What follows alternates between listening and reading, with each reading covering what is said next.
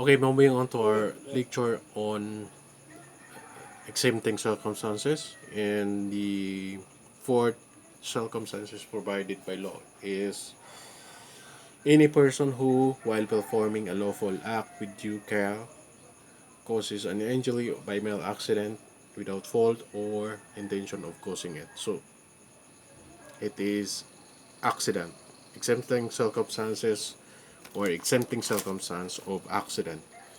Now, by looking at it in purely legal point of view, accident is an exempting circumstance, and anyone who cause injury by mere accident is exempted by law. That's, I think, self-explanatory. The better way to make an example of it is that imagine while you are driving your car or your motorcycle in a legal speed limit on a highway, and suddenly a person appears in your front of you, and you have no opportunity to avoid that person. The person crossed the street outside of the pedestrian crossing, and you have no opportunity to see him because he just suddenly appeared in the front of you. So while driving in your car, that is a lawful activity that is not prohibited by law. You bump him, you cause injury to him. If that is pure accident that you in yourself perform due care in driving your car or motorcycle, then you may not be criminally liable for the injury sustained by the person crossing outside of the pedestrian crossing, and that is accident. I think accident under the law on exempting circumstance is self-explanatory.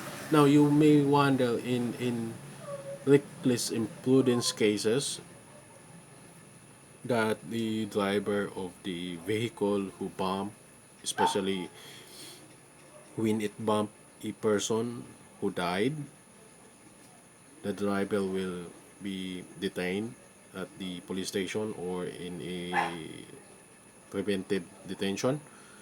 Now, if the person is detained, it does not mean that he is guilty of the crime. If the person is charged with reckless imprudence, it does not mean that the person is guilty of the crime as charged to him. He can still present evidence or present witnesses that he is exempted from criminal liability because of accident, of what happened is mere accident. Now, if the person can show that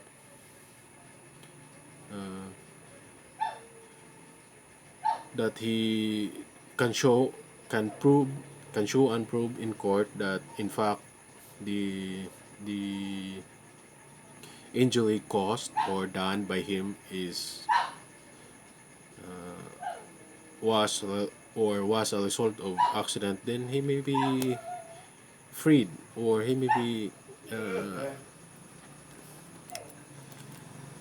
will be found innocent of the crime. So if the driver of the bus is detained, don't be alarmed, don't be skeptical of the system. The driver is just preventively detained. It does not mean that he is guilty of the crime of reckless imprudence, as the case may be.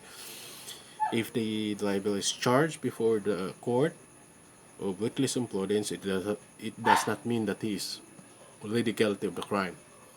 He still have to prove The prosecution will still have to prove the guilt of the accused, and the accused will have the right to defend himself by presenting evidence that the event happened by mere accident.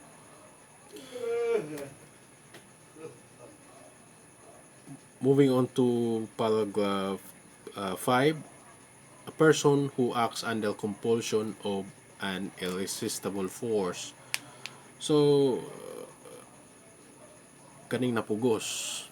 So, compulsion of irresistible force. The best way to explain it is to have an example of it. If a person is compelled to shoot another while the person compelling him is holding a gun to his head, then he is under compulsion of an irresistible force. The fear of death is an irresistible force. And that's the way to better describe paragraph 5 of the Article 12. Compulsion of irresistible force. Itiunan kag kusel, imuhang ipapatay tong isa. So you shoot that person, you have no freedom or will. You have no intelligence of your own. You are just following what you are told because of the irresistible force. And that is pointing a gun at your head. Now, in relation to that, paragraph 6 states that any person who acts under impulse of uncontrollable fear of an equal or greater injury. The same with that, if you are uh, being forced to commit an unlawful act because they kidnap your son or your daughter, and they threaten to inflict harm on your child if you will not perform legal act that they are requesting the person who kidnapped your child, then that could be an example of uncontrollable fear.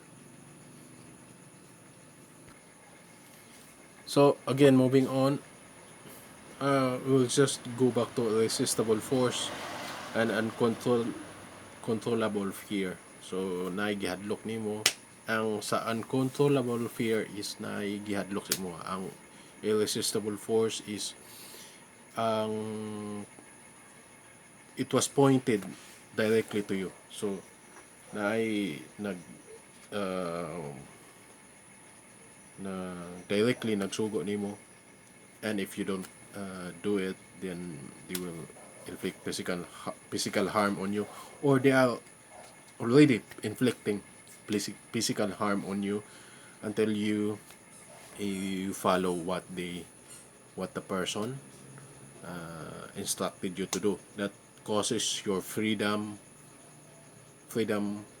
of will and intelligence gone, and that the criminal intent is also absent in that case. In uncontrollable fear, that the same, you are being threatened in such a way that you are not thinking by yourself, you are not thinking independently, you are just following what you are being told because of that fear, and maybe because of the fear of losing your loved ones, or something like that. And that is irresistible force and uncontrollable fear. Now, the last paragraph speaks about person who fails to perform an act required by law when prevented by some lawful or insuperable cause. Some lawful or insuperable cause. The best example of that is that when you arrested the person, you have to file a case for for that person before the prosecutor's office within the time allowed by law. And if you will remember, the time allowed by law or if you know already, the time allowed by law is specified under what crimes. There are light crimes, then you have to file the case within 12 hours. There are other afflicted penalties which you have to file the case within 18 or 36 hours. So there is a time to file a case when you arrested a person with a, in without a warrant of arrest. So the law states that the person who is arrested without warrant of arrest, the case must be filed within the period allowed by law. So if you arrested a person and you were not able to file a case because for example, you arrested a person in an island, and the time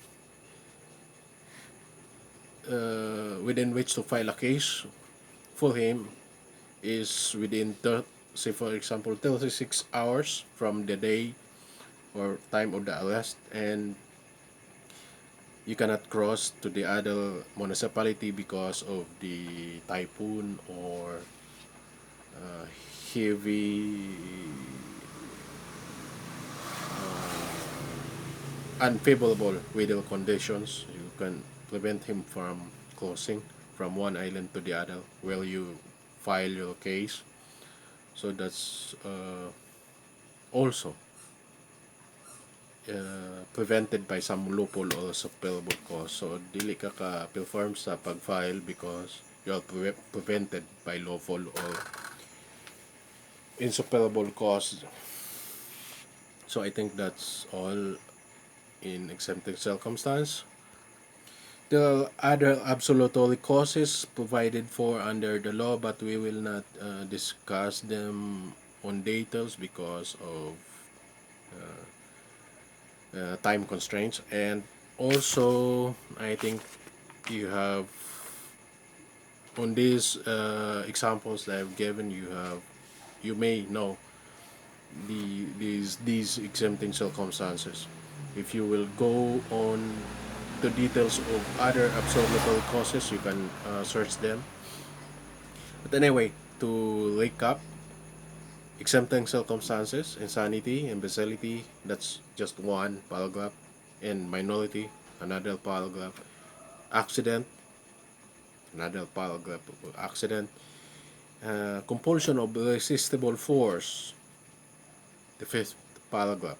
Sixth paragraph is uncontrollable fear of equal or greater injury. So, hadlo ka, mo kang nakakommit of crime. So, that's uncontrollable fear of equal or greater injury. And then, failure to perform an act required by law when prevented by some lawful or insuperable cause. Katong wala nimo na file nagkaso ang imong nadakop because you cannot cross the island where you arrested the person, or because you arrested a person in a remote area and the travel going to the municipality or city where you file your case will take days on foot. So you are prevented by lawful or insuperable cause. That's it. I'm Attorney Alfonso Roma, and we will further discuss next time on mitigating circumstances. Good night.